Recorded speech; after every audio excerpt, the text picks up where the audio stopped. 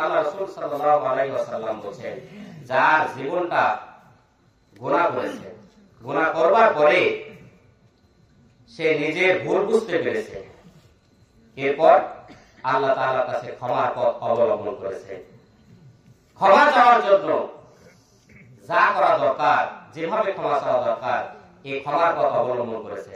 আল্লাহ রাসূল সাল্লাল্লাহু আলাইহি ওয়াসাল্লাম বলেন, তার জন্য 3টি পুরস্কারের ব্যবস্থা আল্লাহ তাআলা ঘোষণা দিয়ে দিয়েছেন।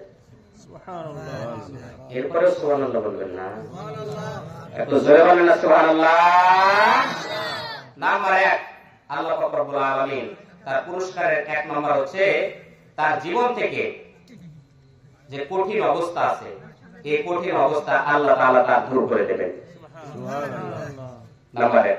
নাম্বার 2, তার জীবনে যত দুশ্চিন্তা আছে, চাকরি নাই, ইনকাম হবে কোথা থেকে, আমার শুধু কন্যা সন্তান, এদেরকে বিবাহ দিব কি করে, আমার তো টাকা পয়সা নাই, সংসার চালাবো কি করে, এই বিভিন্ন ধরনের যাদের দুশ্চিন্তা আছে, সমস্ত দুশ্চিন্তাগুলো আল্লাহ তাআলা দূর করে দেবেন। নাম্বার 3, এমন আকর্ষিক ভাবে আল্লাহ তাআলা এমন কিছু জায়গা থেকে তার জন্য স্পেশাল রিজিকের ব্যবস্থা করে দেবে, যা তিনি কল্পনাও করেননি। কি করলে বলেন তো? আল্লাহ তাআলার কাছে ক্ষমার পথ অবলম্বন করলে।